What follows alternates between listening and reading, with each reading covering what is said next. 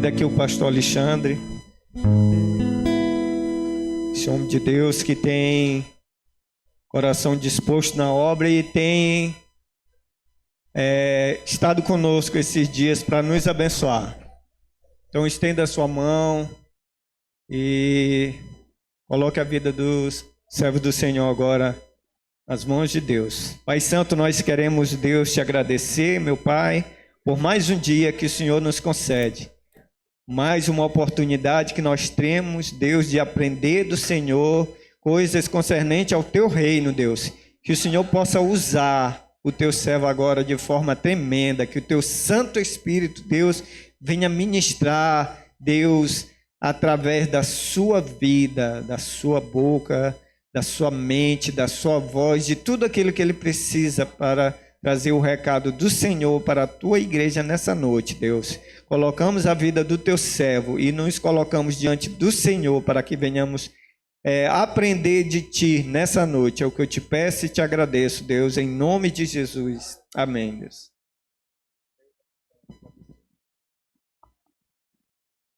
Boa tarde, queridos. A graça e a paz do Senhor seja sobre sua vida, sua casa, amém? Que bom que estamos juntos nesse final de semana. Quem esteve ontem com a gente aqui? A maioria, né?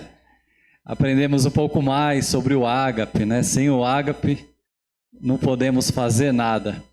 E hoje, como eu falei, vai ser um momento diferente. Hoje, tarde e noite, será um tempo de treinamento. Então, eu queria saber se você trouxe, né, papel para escrever, né? Vamos fazer algumas dinâmicas, vamos ter tempo de conversa, vai ter quebra-gelo, vai ter muita coisa aqui para a gente pensar sobre a vida na célula, sobre o discipulado.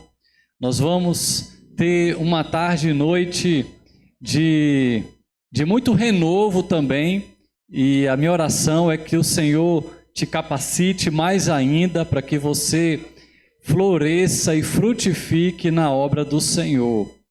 Porque o Senhor nos chamou para sermos um povo frutífero. Na maioria das igrejas por aí afora, o que mais vemos é uma membresia com postura de cliente, de consumidor. Mas no reino de Deus, nós somos chamados para sermos contribuidores, produtores, frutíferos para o reino de Deus.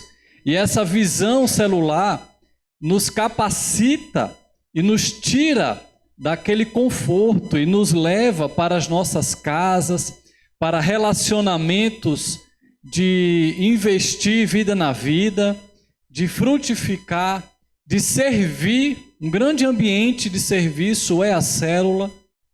Então nós vamos, nessa tarde e noite, pensar um pouco mais sobre como tem sido a nossa vida na célula, o que podemos fazer para que as nossas células sejam celeiros de crescimento, de frutificação, de discipulado, vida na vida. Então nós vamos falar, né, na verdade é só uma palestra, só que dividida em duas partes.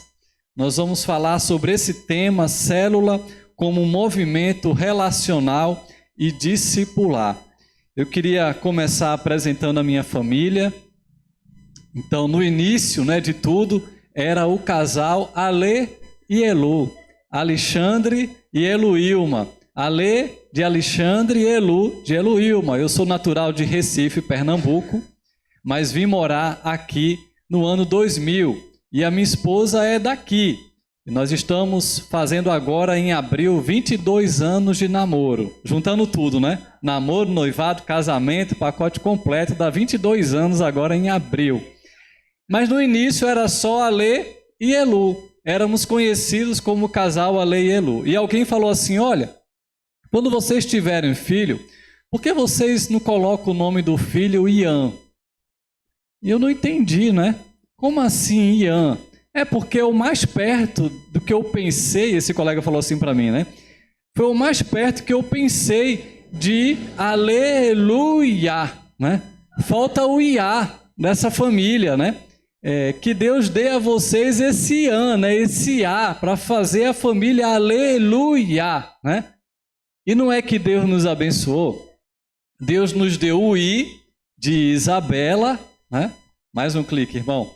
Deus nos deu o I de Isabela, que fez agora 15 anos, e o A de Arthur, né? Que fez também agora 12 anos. Então, assim, Deus nos abençoou com a família Aleluia. Família Aleluia. Família que louva a Deus. Família que serve ao Senhor. A minha família é a minha primeira igreja batista. É a minha PIB, né? A minha primeira igreja é a minha casa. É a minha família. É um lugar em que juntos servimos ao Senhor. Mais um clique. Né? Juntos nós servimos ao Senhor. Essa foto já está um pouco antiga, viu? Já tem uns 2 anos. Eles cresceram mais. Eu estou mais novo agora, né? Isso aí foi no sul, lá de Curitiba. Ok. Glória a Deus. Amém. Eu queria que a gente começasse agora com esse quebra-gelo. Dá mais um clique, irmão. Esse quebra-gelo. Todo mundo tem folha aí? Todo mundo tem folha? Então eu queria que você escrevesse e respondesse essas perguntinhas bem aqui, ó. Essas 2 perguntinhas. O que sua célula significa para você? E a outra pergunta é: cite 3 coisas que não podem deixar de ter na célula. Nós vamos dar 5 minutinhos para você pensar, escrever o que sua célula significa para você. Tente responder aí em uma palavra ou em uma frase, né, o que significa para você a sua célula. E a segunda pergunta é: cite 3 coisas que não podem deixar de ter na célula. O que sua célula significa para você? E a segunda pergunta: 3 coisas que não podem deixar de ter na célula. Se você já respondeu, você pode conversar com a pessoa que está do seu lado. Agora eu queria ouvir, né? Quem quiser contribuir e vai receber bombom. Tem balinha para quem quiser participar, tá? Então, não precisa vir aqui, mas contanto que você fale bem alto para a gente entender. Então, sobre a primeira pergunta, o que sua célula significa para você? Quem quer falar? Diz. Ok, pega aí. Eita, quase. Vamos ver se tem goleiros bons aqui. Uma extensão da minha família. Diga, irmão. Um momento em família. Ótimo. Opa. Quem mais? Lá atrás. Minha família é eterna. Ixi, não consegui. Chegou perto. A irmã do lado. Minha família é cristã. Todo mundo no mesmo rumo, né? Eu acho que isso aqui... Eita. Me ajuda aí. Eu acho que isso foi o ensino do pastor, viu? Quem mais? Quem colocou diferente? Como? Momento de comunhão. Foi mal, irmão. Diga.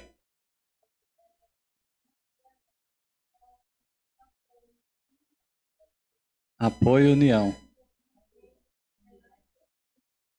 Apoio e união. Glória a Deus. Quem mais? Família. Diga. Quer a balinha ou não quer? Comunhão. Opa. É alguém a falar ali?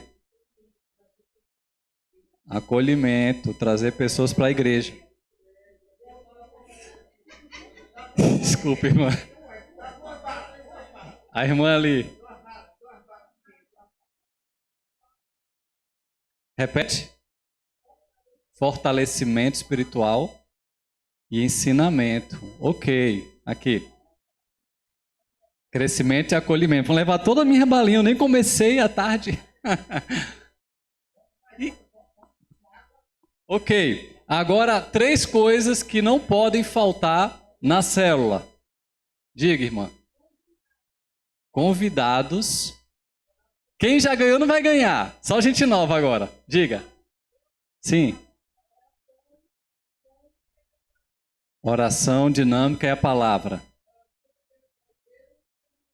Oração, quebra-gelo e união. Conhecimento. A comida, né? Comida é bom, comida é importante. Oração, a palavra e comunhão.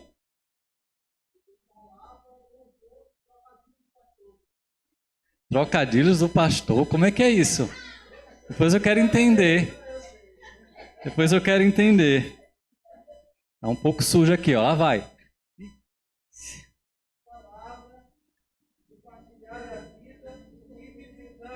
E visitante, gostei. Boa. Tá um pouco sujo. É, tá bom, vou lhe dar. Pega aí. Opa. Ok. Então, agora eu queria... dá um clique, irmão. Queria que você anotasse que nós vamos avaliar a célula. Mais um clique. Nós vamos avaliar a célula, avaliar a sua célula, baseado em 7 elementos. Vocês falaram alguns aqui, né? Alguns que inclusive estão aqui, que eu vou apresentar para vocês. 7 elementos, vamos dizer assim, fundamentais de toda célula, né? Que é importante ter na célula.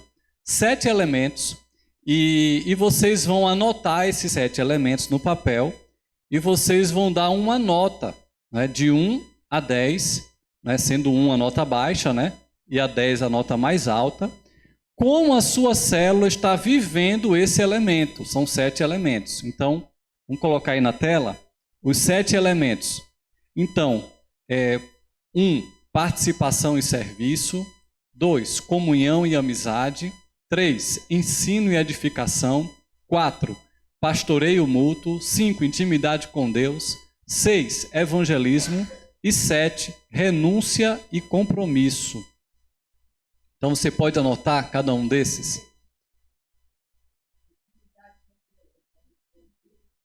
Tá, eu vou já explicar.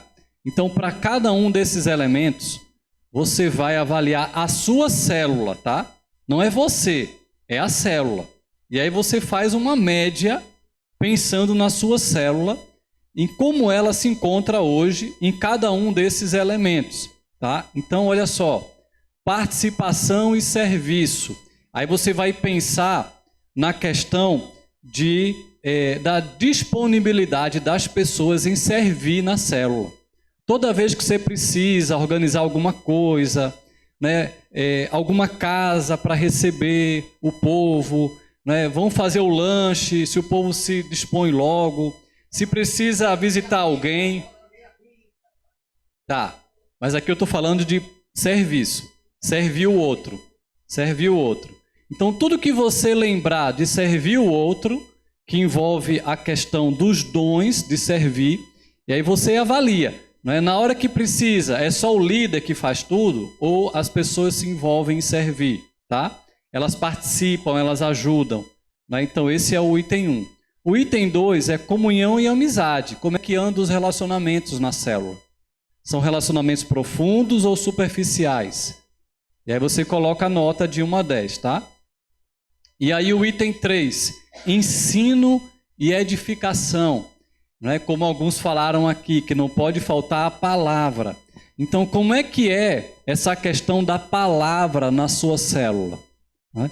Ela é bem compartilhada, ela é bem aplicada, né? Ela é bem ensinada e também obedecida. Aí você avalia, né, como é que anda, né, a vida na palavra, né, das pessoas e aquele momento da edificação, como é que ele está acontecendo, se ele de fato está trazendo crescimento, edificação, né, as pessoas de fato são edificadas, né, com a palavra umas às outras.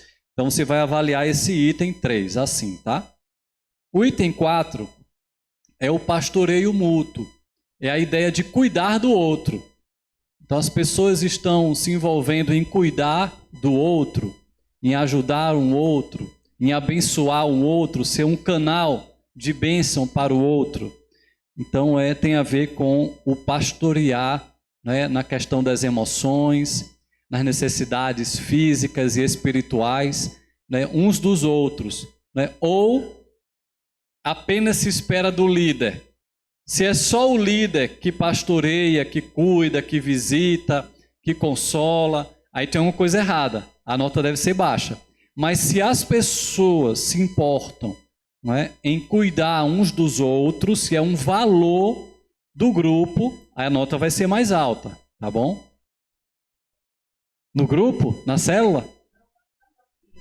Eu estou falando da célula. É na célula quem está na casa, né? Tem que entrar numa célula, então. Tem que participar de uma célula. Ok. Vamos para o item 5, intimidade com Deus. Ou seja, e aí você avalia a célula. Será que o grupo está tendo vida de oração, como a gente falou aqui, né, sobre oração? Será que as pessoas, não só na reunião, tá? A gente avalia também na vida da pessoa, né? Se elas têm intimidade com Deus, se elas estão buscando a Deus, né? Se elas têm testemunho de vida com Deus, tá bom? O item 6 é evangelismo. Então, de que forma se a célula está se envolvendo em ir atrás de pessoas, se a célula tem visitantes, e aí você vai dar a nota, né, nesse quesito, né? E o último item é renúncia e compromisso, né? Então, você vai avaliar, né, se as pessoas estão vivendo, colocando em primeiro lugar o reino de Deus, e se há compromisso verdadeiro com Deus e uns com os outros, com a igreja. E aí, digamos que também é um resumo, né, de um pouco de tudo isso aí, tá? E aí você dá a nota também de 1 a 10, tá bom? Então eu vou dar mais um minutinho para você ir colocando aí a nota para quem ainda não terminou. A ideia também é que depois você leve, né, essa dinâmica para a sua célula, né? Porque imagino que talvez nem todo mundo esteja aqui, né? E aí você depois leva para a sua célula, para a célula se avaliar. Não só você avaliar a célula, mas a célula também se avaliar, tá? E sobre esses 7 itens, eu vou fazer uma aplicação sobre os 7 itens no final da segunda palestra, tá? Então vocês vão guardar esse questionário, porque depois vocês vão avaliar como foi a resposta que você deu para a sua célula, de acordo com a avaliação que eu vou trazer aqui, tá? Mas isso vai ficar para o final, né, do nosso tempo de hoje. Você guarda isso, que lá no final da segunda palestra a gente volta a falar sobre esses 7 elementos, tá bom? E nós vamos fazer uma aplicação sobre eles. Quem já deu a nota dos 7 elementos, levanta a mão para ver como é que tá. Ok, ainda tem muita gente aí avaliando. Vou dar mais um minutinho. Ok? Quem não terminou ainda, levanta a mão. Então vamos lá, vamos continuar. Então, meu irmão, pode mandar brasa. Então, falando de célula como um movimento relacional e discipular. Essa frase diz muito sobre isso. Pessoas precisam de Deus e pessoas precisam de pessoas para crescerem no amor. Concorda? Concorda ou sem corda? Concorda? Eu falei um pouco da minha vida ontem, né, do meu testemunho. E quando eu comecei a participar da minha primeira célula, isso aqui foi fundamental na minha vida. Aquele ambiente de amor e de cuidado mútuo transformou a minha vida, né? Porque todo mundo precisa de Deus e precisa de outras pessoas para crescerem no amor. E a gente já falou ontem, né, sobre 4 estágios do amor. E a maturidade do amor significa amar a Deus por amor a Deus e amar a si mesmo e ao próximo por amor a Deus. Como nós vimos ontem, né, na ministração. Então nós precisamos de relacionamentos próximos, vida na vida, né, para que possamos crescer, né, e principalmente nós precisamos de amigos que andam com Deus, porque quando a gente tem amigos que andam com Deus, aí sim nós poderemos crescer mais ainda, né, na vida como um todo e na vida espiritual. Em Gênesis capítulo 2, versículo 15 e 18, lá no início de tudo: então o Senhor Deus pôs o homem no jardim do Éden para cuidar dele e nele fazer plantações. Depois o Senhor disse: não é bom que o homem viva sozinho. Diga para a pessoa que está do seu lado: não é bom. Não é bom. Viver sozinho não é bom. E olha só, nesse momento, o ser humano vivia no jardim do Éden, um jardim de delícias. Deus tinha colocado tudo ali para ele. Ele não tinha ainda conhecido o pecado. Ele tinha total comunhão com Deus. Imagine, comunhão perfeita com Deus. Mas o próprio Deus disse que faltava para ele relacionamento com outros seres humanos. E aí nós sabemos que o Senhor fez, não é, a mulher, e ali Deus, quando criou, não é, o homem e a mulher, Deus disse que era tudo muito bom. Eclesiastes capítulo 4, o homem mais sábio do mundo, versículos 7 e 8, ele disse: descobri ainda outra situação absurda debaixo do sol. Havia um homem totalmente solitário. Então essa é a análise de um homem mais sábio do mundo, Salomão. Ele vai dizer que o ser humano que anda sozinho, que vive para trabalhar, que vive para os seus interesses, que não se importa com ninguém, é algo, não é, absurdo. Um homem que anda totalmente solitário, sem relacionamentos profundos. Eu sei que ninguém talvez não se identifique, né, completamente com essa análise aqui de Eclesiastes, mas em algum ponto, talvez sim. Talvez até tenha relacionamentos, mas ainda são relacionamentos superficiais. Ainda falta mais profundidade no relacionamento. E isso é um absurdo. Deus não nos fez para andarmos sozinhos ou em relacionamentos superficiais. Provérbios 18, palavra de sabedoria, vai dizer que a pessoa que anda sozinha, ela tem culpa no cartório, porque ela deve ir atrás de relacionamentos. Ela deve se esforçar para viver relacionamentos profundos. É o que diz aqui, olha: quem não gosta de estar na companhia dos outros, só está interessado em si mesmo e rejeita todos os bons conselhos. Então tem pessoas que estão andando, né, sem relacionamentos profundos, porque ela não quer se abrir, porque ela não quer se envolver, ela não quer se comprometer. Às vezes até na igreja. Ela vem para as programações, mas ela não se envolve. Ela até às vezes está na célula, mas ela não abre o coração. Ela não se apresenta mesmo como quem ela é, o que ela pensa, o que ela acha. E ela não se envolve para amizades verdadeiras. Então, palavra de sabedoria, né, a pessoa que anda sozinho, ela não é uma vítima.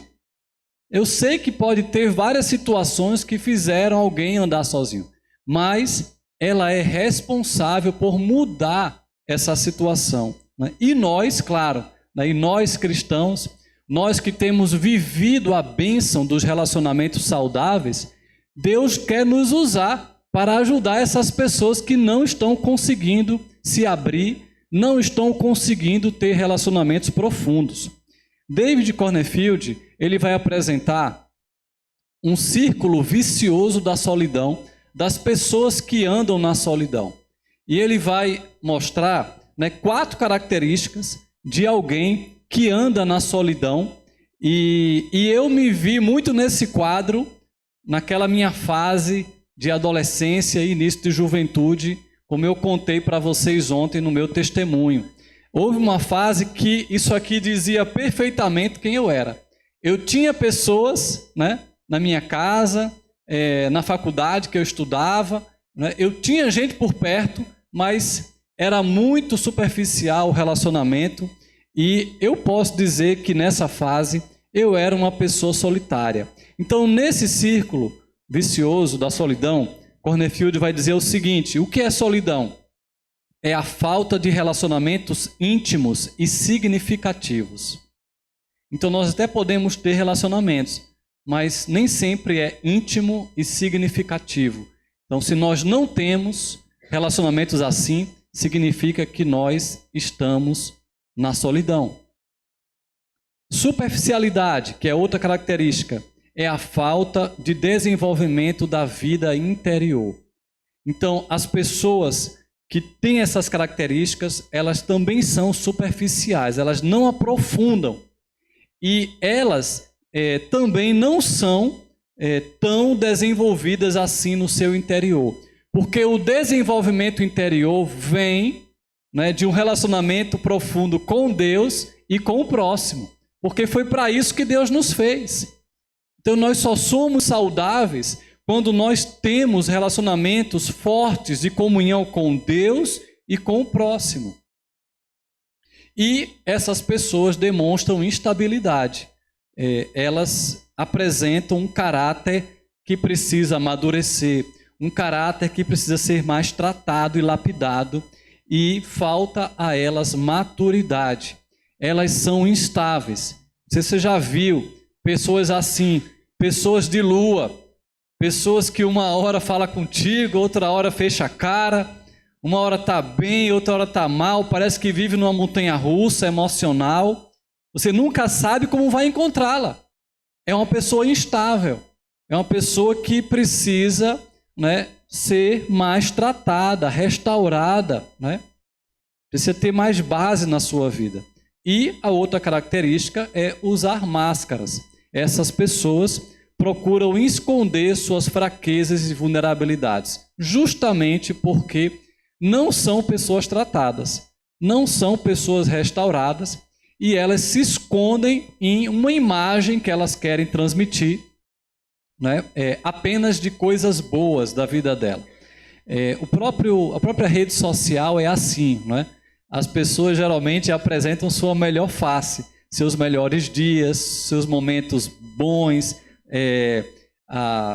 as melhores comidas, as melhores viagens, né? E nós não sabemos, né, que cada pessoa tem suas lutas. Mas uma pessoa que vive na solidão, ela apresenta ela tem uma performance, né, para o público, como se fosse um ator ou uma atriz. Ela apresenta um ideal de uma pessoa que ela não é. E só ela sabe, né, quando ela está sozinha, de fato, os dramas que ela enfrenta, e ela não consegue sair daquela situação. Então, eu vivi uma fase bem assim. E se eu me distancio de relacionamentos profundos, se eu fico na minha caverna, se eu não busco, né, discipulado, se eu não busco um pastoreio, se eu não busco, né, ser mais transparente, eu corro o risco de cair nesse círculo. Todo mundo pode cair nesse círculo, né? Mesmo que eu já tenha saído dele, se eu me esconder nas minhas lutas, nas minhas dificuldades, que todo mundo tem, né, eu posso me ver num círculo como esse.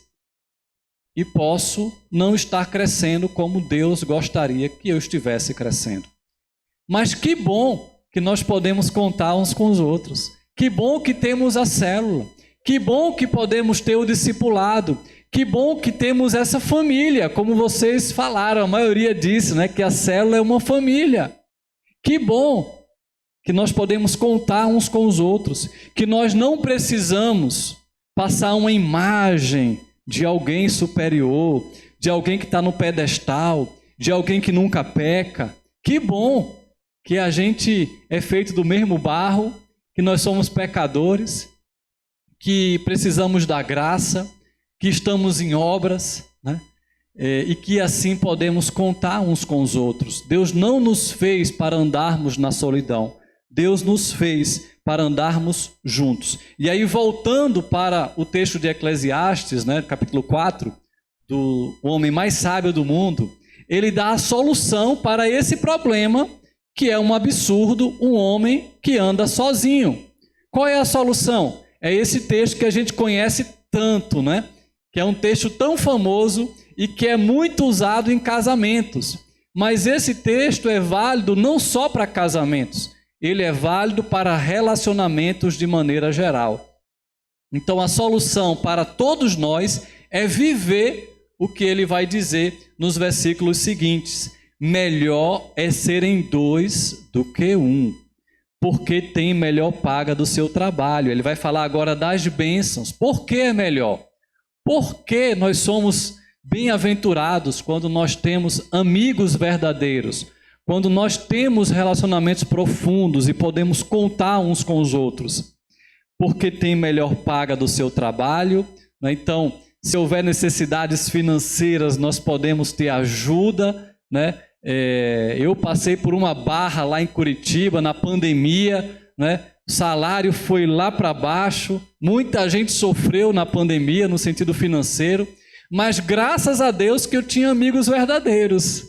Eu tinha família, eu tinha pastores e igrejas, né, que eu tinha vínculo de várias partes do Brasil, e que bom que eles me socorreram nessa fase mais crítica que eu estava vivendo. Então, é assim, quem tem amigo não passa necessidade. Quem tem amigo tem ajuda, tem provisão, né? Aqui falando da área financeira. Se caírem, um levanta o companheiro. Ai, porém, do que estiver só, pois caindo não haverá quem o levante. A versão da linguagem de hoje diz que se essa pessoa cai, fica em má situação. Então, olha o alerta. Aquele que está sozinho e cai, ele diz, ai, porém, do que estiver só. Caindo, não haverá quem o levante. Diga para a pessoa que está do seu lado, ai, porém. Ai, porém. Cutuca ele assim, ó, ai, porém. Cutuca quem está na frente também, ó. Atrás, do lado. Cutuca aí, gente. Ai, porém. Coloca essa advertência, ó. Não ande sozinho. Agora, é possível alguém que está na célula, cair e não ter quem o levante? É possível isso acontecer? Alguém na célula cair e não ter quem o levante? É possível ou não? Claro que é possível. Quando? Quando a pessoa se fecha. Quando a pessoa usa máscara. Ela está ali com a gente, mas ela está vivendo uma interpretação. Que está tudo bem. Como é que você está, irmão? Está tudo bem. Eu já vi isso muitas vezes. Até no discipulado 1 a 1, por incrível que pareça. Gente que só fingia que estava tudo bem, e eu fazia um monte de pergunta, e a pessoa só, né, escapando, e depois a pessoa já tinha caído há muito tempo. Quando chegou para nós, veio só o abacaxi, né, pastor? Só o pepino, para a gente resolver. O estrago já estava todo feito. Ele já tinha caído há muito tempo, só que estava escondendo sua queda, né? Porque ela resolveu andar na solidão. E a gente não conseguia ajudar. Como é que a gente pode ajudar alguém que não fala suas dificuldades? Não tem como ajudar. Não tem como.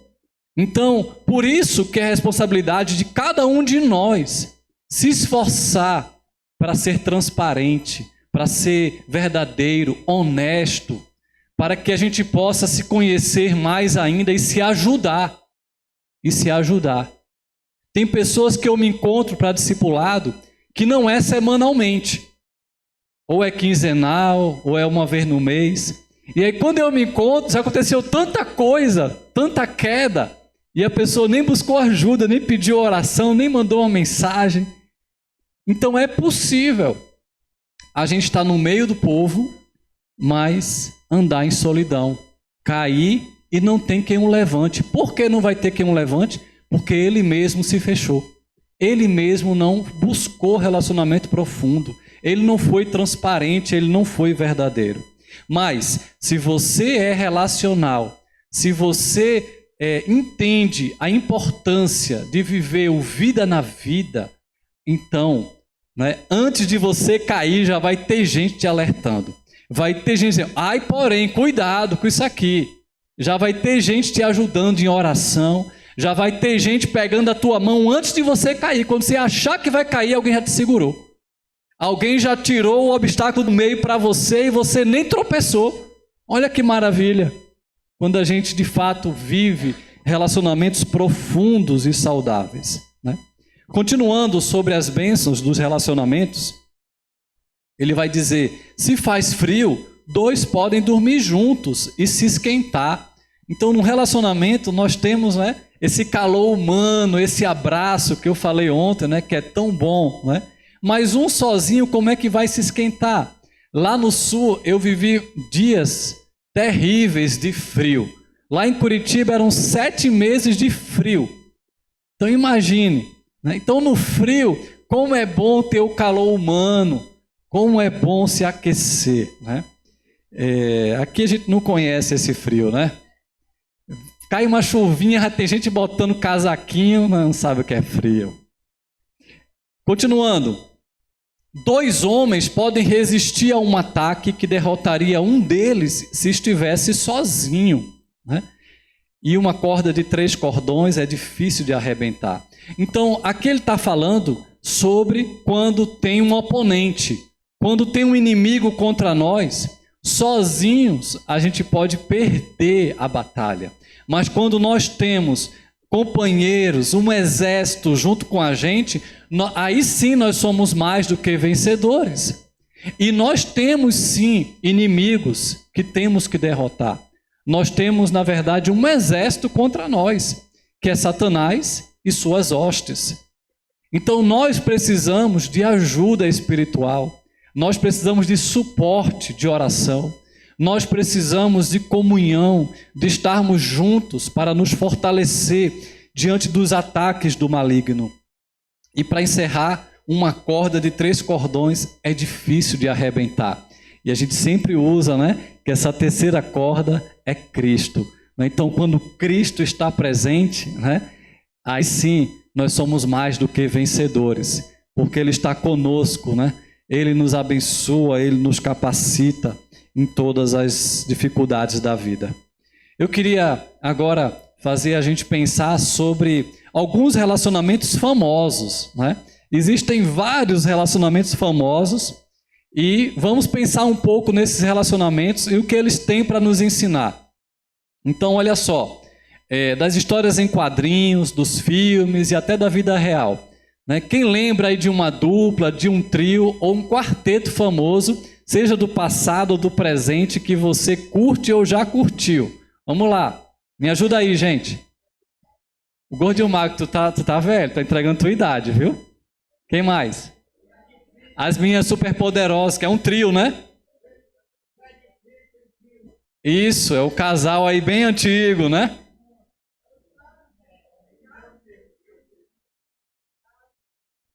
Chaves, a turma do... mas é o quarteto, ó. Dupla, trio ou quarteto? Tem Chaves e Kiko, né? Que é uma dupla, né? Aí se botar a Chiquinha é um trio.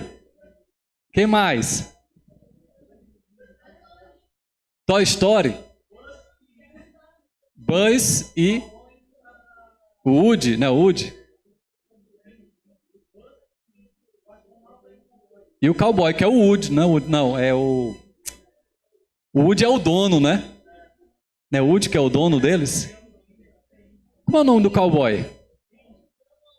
Não, Andy é o dono, Woody é o cowboy. Eu tô certo, é Woody.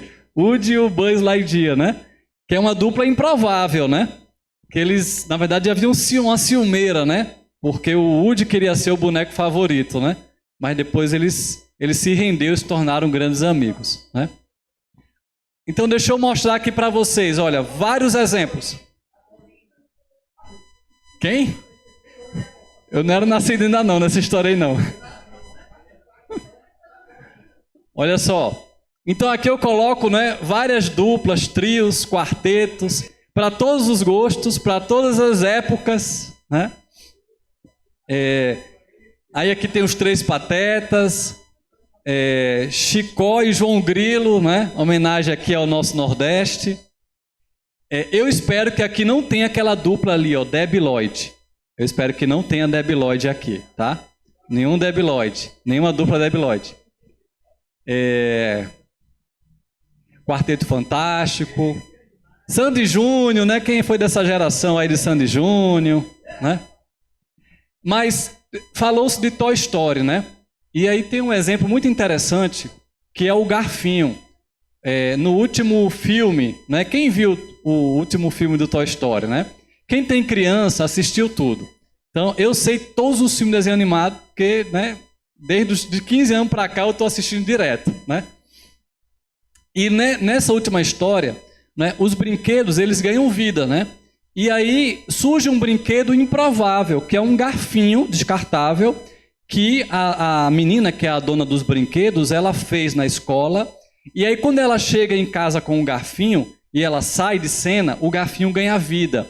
E aí quando ele interage com os outros brinquedos, o garfinho acha que não é um brinquedo. E aí ele toda vez vai para o lixo, porque ele é um garfo descartável, né? Que vai para o lixo depois de usar, né? Então ele acha que é lixo. E aí o Woody, que é o cowboy, ele é o discipulador. Porque qual o papel do discipulador? Ele ajuda o garfinho a dizer que ele não é lixo. Que na verdade ele é amado pela menina, que é a dona deles. E que ele foi criado com um propósito. Não é assim que a gente fala para as pessoas, né? Que Deus nos criou com um propósito, que a nossa vida não é um lixo, que Deus nos fez, né, para algo, né, de valor, e Deus nos ama. E assim ele vai dizendo, olha, você é um brinquedo, você não é lixo, né? Então ele ajuda, né, o garfinho a se ver, né, com uma identidade, como alguém amado, né? Então essas duplas, trios e quartetos, né, nos ensinam muito sobre o valor da amizade. Agora, e grupos pequenos? Vamos pensar além, mais de 4, né? Grupo pequeno famoso, alguns já falaram aqui, né? Da Turma do Chaves, né? Da Toy Story, né? Colocando todos os brinquedos, é um grupo pequeno, né? Turma da Mônica, então olha aqui, eu trouxe alguns aqui para a gente pensar. Power Ranger. Então aqui tem vários, né? Tem os esquilos, né? E as esqueletes, quem conhece a banda dos esquilos e as esqueletes? E aí é um trio, né? De esquilinhos e um trio de esqueletes. Aí eles se juntam, né? Aí quando é um sexteto, aí é uma banda muito melhor, né? Juntos nós somos mais fortes, né? Somos melhores. E é engraçado perceber que os super-heróis agora todos se juntaram, né? Porque antigamente era cada um com seu filme, né? Cada um com sua história. Mas agora os super-heróis estão todos juntos. Por que será que eles se juntaram? Dá mais dinheiro para Marvel? Também, né? Eles se juntaram por quê? Juntos são mais fortes. E os inimigos também agora são mais fortes. Os desafios são maiores. Como é que eles podem vencer o Thanos? Nem o Hulk dá conta. Nem o super-herói mais forte, né, de todos dá conta do Thanos. Eles só conseguem vencer agora os inimigos juntos. Isso nos traz também uma grande lição, né? Que juntos nós vencemos nossos inimigos, né? Satanás e seus demônios, né? E aí no meio eu coloquei os trolls, né? Os trolls, quem conhece os trolls? Os bichinhos da floresta. E esses trolls são engraçadinhos. Eles têm a hora do abraço. De hora em hora o relógio toca e eles têm que se abraçar, porque eles entenderam que a força deles, a energia deles vem do abraço. Olha que interessante, né? E por isso eles são alegres, eles são felizes. O segredo deles é o abraço, é a amizade, né? E aí tem a seleção brasileira, né? Que mais uma vez não foi muito longe, né? Mas um dia a gente consegue o Hexa, né? Então, continuando. Olha só, os relacionamentos estreitos por meio de duplas, trios, quartetos, grupos pequenos e também grandes, são estratégias fundamentais na Bíblia para sermos relacionais e vivermos o movimento discipular. Do Antigo Testamento ao Novo Testamento, nós temos vários exemplos de relacionamentos estreitos, né? de relacionamentos que geraram um movimento discipular. Então eu vou só dar uma passeada bem rápida aqui para lembrar vocês, né? Para ver que ao longo da Bíblia os relacionamentos, né, têm um propósito de crescimento. Então Jetro ajudou Moisés, o sogro ajudou, né, o seu genro a entender que sozinho ele não conseguia levar aquela multidão, né, no deserto. Ele precisava organizar em grupos pequenos, né? Então olha como foi importante esse relacionamento por décadas que Moisés viveu no deserto de Midian. E Jetro se tornou o seu conselheiro. Em seguida nós vemos Moisés investindo em Josué. Josué só se tornou um grande líder porque teve Moisés por décadas caminhando com ele, investindo nele. E Josué foi o auxiliar de Moisés. Josué foi muito importante para o seu preparo, porque ele não largava o seu líder. E aí nós vemos também Elias e Eliseu caminhando juntos na escola de profetas, né? Então o legado profético precisava ser transmitido, né, para uma outra geração. E Eliseu, né, queria a porção dobrada, ele queria ser o principal herdeiro da bênção profética do seu líder. Existia uma escola de profetas, mas Eliseu foi o sucessor de Elias, caminharam juntos. Nós também temos o exemplo de Jonatas e Davi, uma amizade improvável. Como, né, esses dois poderiam ser amigos? Se Jonatas era o herdeiro natural ao trono, né, do seu pai Saul, mas Davi foi o escolhido por Deus. Eles poderiam ter um grande embate um com o outro, uma ciumeira, mas eles foram grandes amigos, um grande exemplo de amizade na Bíblia, ao ponto de que Jonatas livrou Davi da morte muitas vezes. Uma boa amizade é assim, nos livra de errar, nos livra de caminhos de morte. Olha só que bênção que a célula pode ser para nós. Também nós temos exemplo de Noemi e Ruth, outra amizade improvável, né? De sogra. Quem aqui tem um bom relacionamento com a sua sogra? Levanta a mão. Eu tenho, minha sogra é uma bênção, né? Mas nem todo mundo consegue nessa façanha, né?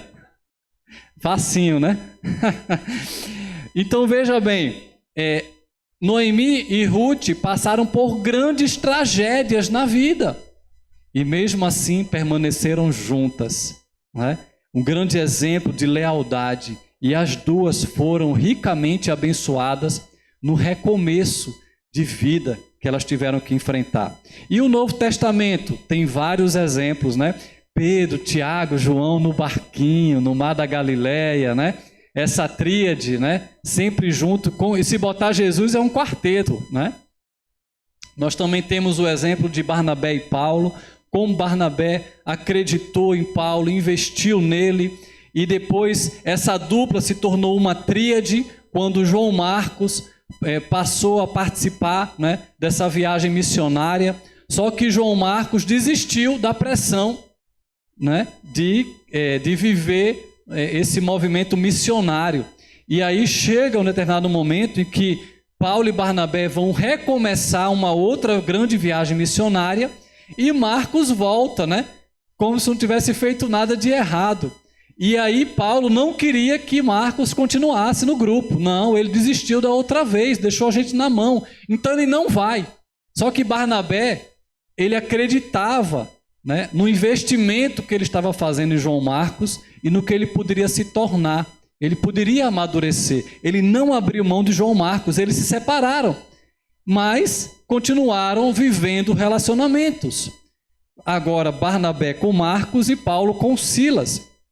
Lá na frente nós sabemos a história que João Marcos amadureceu, cresceu e se tornou um servo extremamente útil para Pedro, inclusive para Paulo, né? Então houve uma restauração de relacionamentos. E aí nós vemos também o exemplo clássico, né, de discipulado, né? Paulo e Timóteo, né? Esse grande exemplo de discipulado, caminharam juntos. cerca de 14 anos, né, e se tornou um grande exemplo para nós de um discipulado vida na vida. Mas Timóteo também tinha um trio. Ele tinha a sua avó e a sua mãe, que investiram na vida dele, na base, né, da vida com Deus, que ele aprendeu das Sagradas Escrituras. E aí nós continuamos nesse movimento, né, ministerial. Nós vemos Paulo caminhando com Timóteo, mas aí tem Paulo e Silas, e aí acrescenta Timóteo. Quando ele passa pela cidade de Listra, né, ele vê um rapaz, né, que está sendo uma bênção ali, e ele chama para o ministério, e eles viram uma tríade. Só que depois aparece Lucas, né, o médico, que está escrevendo, né, sobre as viagens missionárias, e aí virou um quarteto. Mas Paulo também precisava de uma dupla, que é Áquila e Priscila, esse casal que ajudou Paulo a implantar igrejas em alguns lugares que ele viajou, né? Mas depois a gente também percebe que esse casal foi muito importante em preparar Apolo, um grande pregador para os judeus. Então percebam o movimento relacional, vida na vida acontecendo, a importância de não andar sozinho, né, de fazer a obra, né, com outras pessoas, e assim nós vamos além. Nós vemos também o exemplo do grupo pequeno que Moisés implantou no deserto, e depois, né, surgiram as sinagogas no período do cativeiro babilônico, para nunca mais deixar de existir, que são grupos pequenos de reuniões, né, de aprendizado na palavra. E Jesus também usou a estratégia de grupo pequeno para fazer discípulos, mas ele também enviava de 2 em 2, para que um ajudasse o outro, para que ninguém fizesse a obra sozinho, né? E também nós vemos que a igreja primitiva viveu essa realidade, né, relacional. Nós vemos os pequenos grupos ali funcionando nas casas, né? E aí tem vários textos da Bíblia apontando para reuniões caseiras de pequenos grupos, né, de células funcionando nas casas. Só que a Bíblia também aponta para grupos maiores, né, para os grupos grandes, eles também são bíblicos.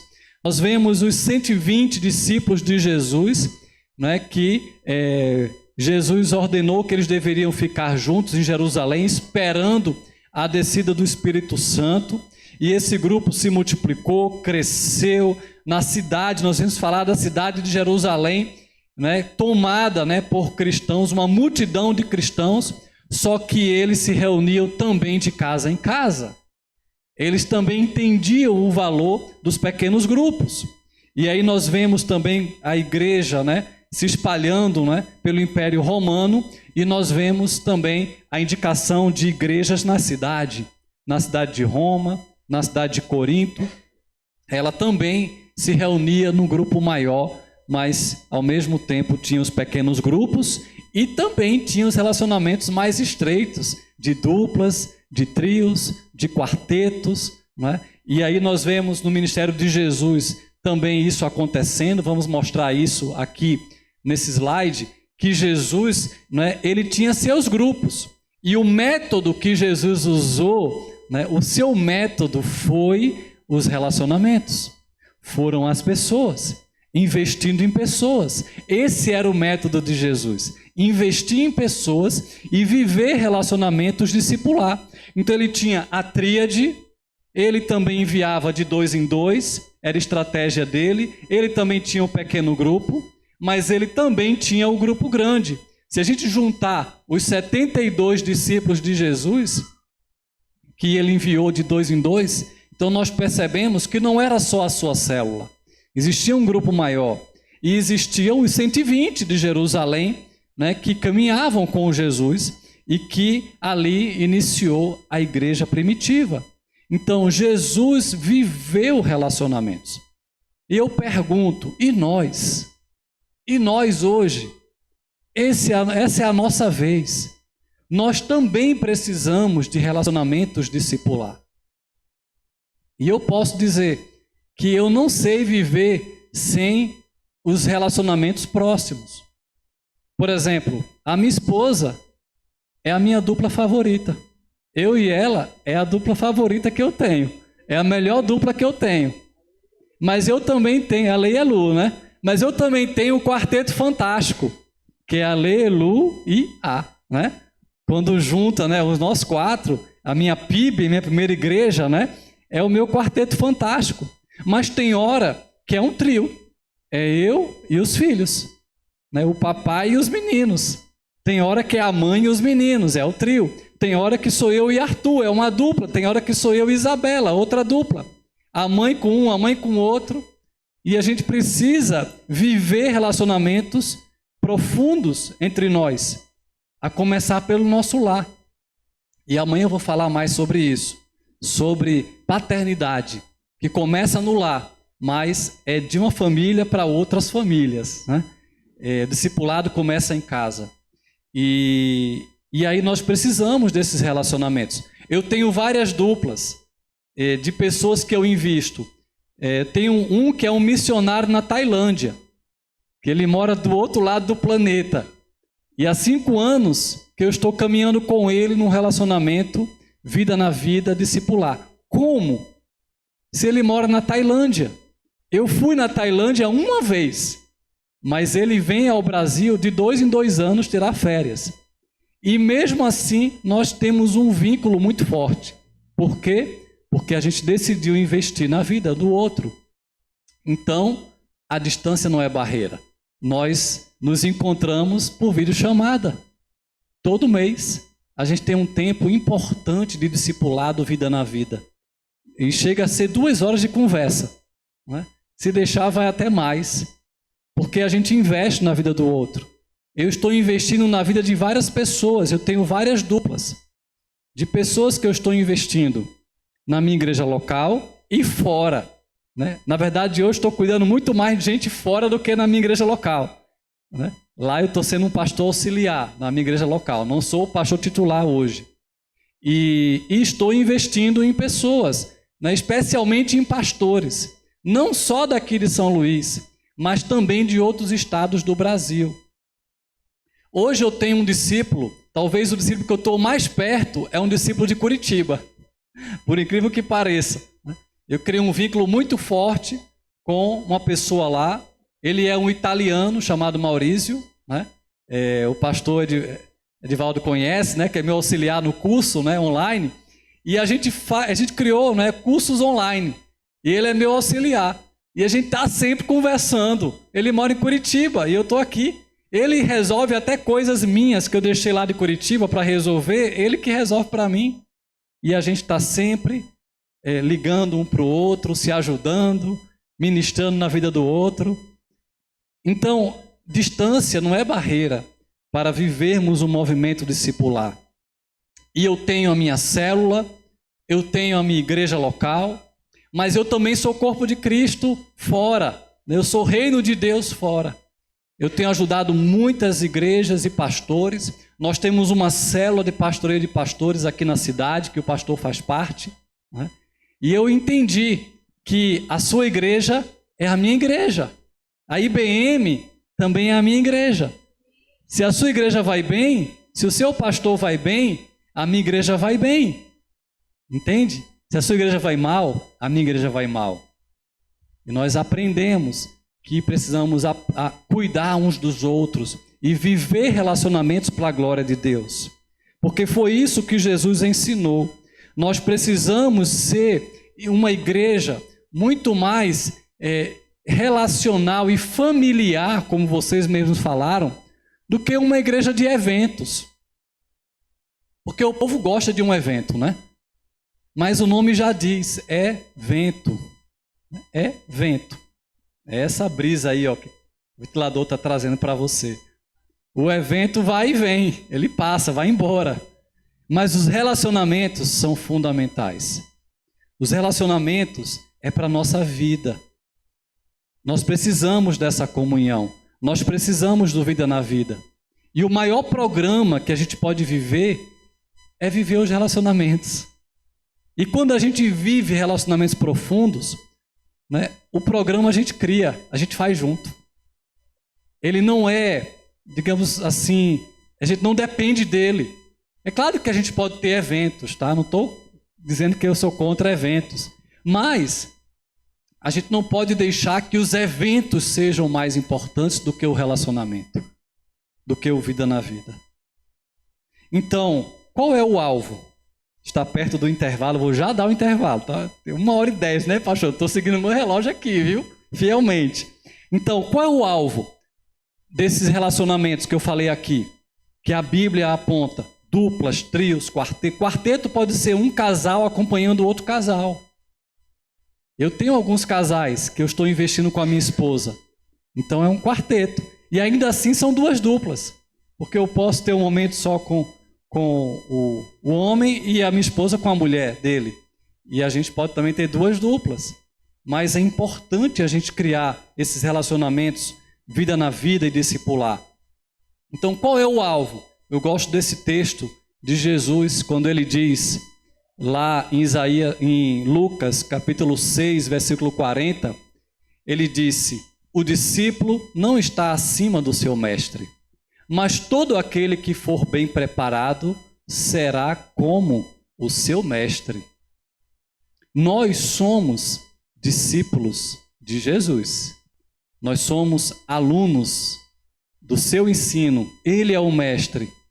E o desejo do Senhor é nos capacitar, é nos preparar para que sejamos maduros e frutíferos, para que tenhamos o ministério como ele teve, o ministério de amar as pessoas, um ministério de pregar o evangelho às pessoas, um ministério em que a gente liberta pessoas da escravidão do pecado e de Satanás. Ele tem o propósito de nos aperfeiçoar na caminhada. E ele usa o seu corpo. Ele é o cabeça, mas ele usa pessoas para nos aperfeiçoar. E juntos nós somos moldados, treinados, para vivermos o que Deus quer que a gente viva e possamos nos parecer cada vez mais com Jesus. E aqui eu coloquei a imagem, né? Várias imagens mostrando, né? Como a igreja se movimenta. A igreja se movimenta vida na vida, no 1 a 1, no pequeno grupo, ali no canto. Aqui eu apresento 3 faixas etárias, né? Mas um cuidando do outro. Essa rede, né, de relacionamentos que o pastor falou. Um mais novinho sendo cuidado por algum um pouquinho mais de mais idade, mais maturidade. E esse é cuidado por alguém mais maduro, que é cuidado por outro assim. E assim todo mundo vai cuidando uns dos outros para que todo mundo cresça. O alvo é que todo mundo cresça. Nós somos chamados para amadurecer, não para ficar estagnado na zona de conforto, né? Nós precisamos crescer. E o grupo grande também é um ambiente discipular, é um ambiente de treinamento e discipulado. Mas aí alguém pode dizer assim: não, mas o meu discipulador mesmo é Jesus. Jesus que é meu discipulador. Né? Alguém pode dizer assim: eu não preciso de discipulador, porque Jesus é meu discipulador. Ok, é verdade. Jesus é o nosso grande discipulador e ninguém chega aos pés dele, porque ele é o discipulador mesmo de todos nós. Ele é o mestre, ele é o cabeça da igreja. Todos nós dependemos dele, da videira. E ninguém vai frutificar sozinho, só se estiver em Cristo. E Jesus mesmo falou: quer ser o meu seguidor? Negue-se a si mesmo, tome a sua cruz e siga-me. Então, de fato, ele é o nosso discipulador, na vertical. Na vertical é ele. Mas ele mesmo disse que deveríamos viver relacionamentos discipuladores na horizontal. Ele mesmo deixou a grande comissão. E ele mesmo disse aos seus discípulos: agora vocês vão e façam discípulos. Vocês vão e façam outros seguidores. Multipliquem aquilo que eu dei a vocês, batizando essas pessoas e ensinando elas a guardar tudo aquilo que eu ordenei a vocês. Então isso é um trabalho na horizontal, vida na vida. E essa é a missão da igreja: investir em pessoas, discipular pessoas. E todos devem viver nessa rede de relacionamentos discipulador. Todo mundo. A começar pelos pastores. Porque a gente se doa tanto, né? A gente está sempre se doando. E quem investe na gente? E quem nos pastoreia? Nós também somos ovelha. Nós também precisamos de cuidado. Nós também precisamos ter outras pessoas para desabafar, para contar nossas lutas. E ovelha tem dificuldade de ouvir as lutas dos pastores. Ovelha nunca vai entender, né, o lugar do pastor.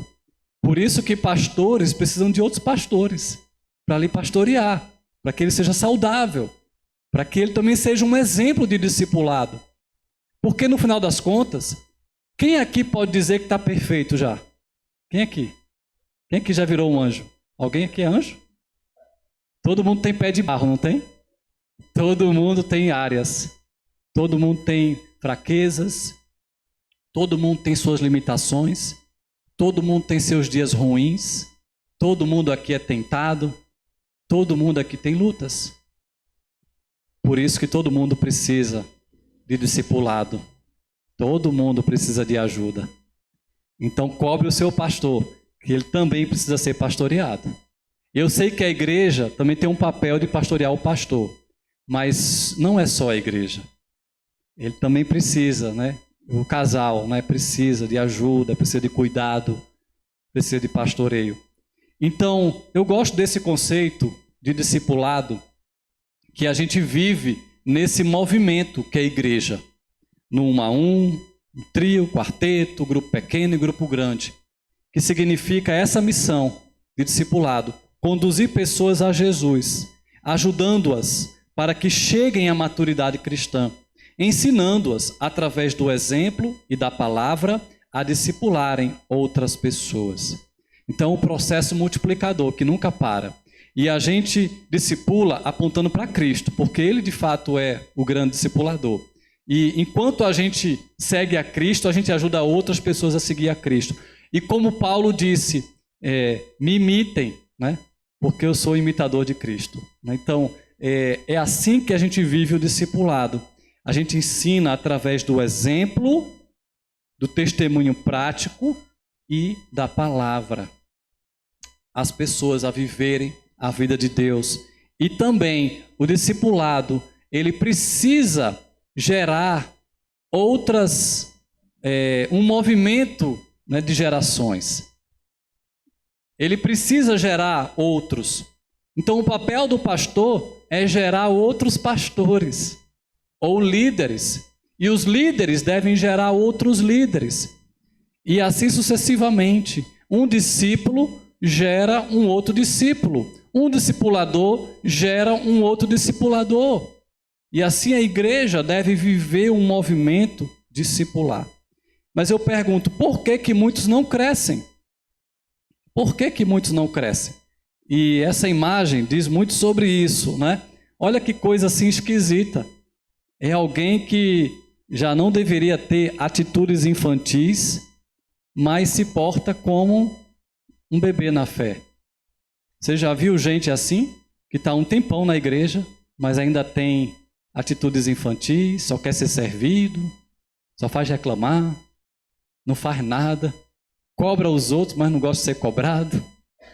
É típico, né, de gente que não amadurece, que não cresce. Por que tem gente que não cresce? E aí, o próximo slide explica um pouco sobre isso. Tem várias razões, mas Billy Graham vai dizer que a salvação é de graça. A salvação é um dom de Deus. É Deus quem nos dá, né? É sem mérito nosso. Mas ser discípulo de Cristo, viver o discipulado, vai custar tudo. Tudo que somos, tudo que temos. Porque o Senhor quer toda a nossa vida.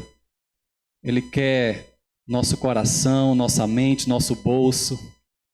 Ele quer o nosso tempo. Ele quer o nosso melhor. Porque Ele quer nos moldar a cada dia para que nos pareçamos mais com Ele. Então, nem todo mundo quer pagar o preço do discipulado, do crescimento. Beong vai dizer que a melhor forma de crescer é ajudando outros a crescerem. Talvez seja por isso que alguns também não crescem, porque só querem ser servidos. Mas a partir do momento que alguém se coloca para ser exemplo para outro, ele vai ser desafiado a crescer, porque ele vai ter que ter vida, porque o nosso ministério é a nossa vida. é quem somos. É o quanto temos vivido a palavra. Porque Jesus falou que o discipulado tem a ver com ensinando-os a obedecer. Não é só ensinar, é ensinar a obedecer. É ajudar alguém a colocar em prática, enquanto eu também estou colocando em prática. Eu já vi muita gente que é só o cabeção. Que na cabeça tem um monte de teologia, de Bíblia, mas fica só na cabeça. Fica só na teoria. E aí da cabeça, ó, coloca assim a mão na cabeça. Coloca assim a mão na cabeça. Aí você vai descer 2 palmos, ó. 1 palmo. 2 palmos. Desce 2 palmos. Isso aí. Quando desce para aqui, né? É festa. Porque desceu, né? Da cabeça, ó, desce 2 palmos para o coração. E do coração tem que bombear para o corpo todo.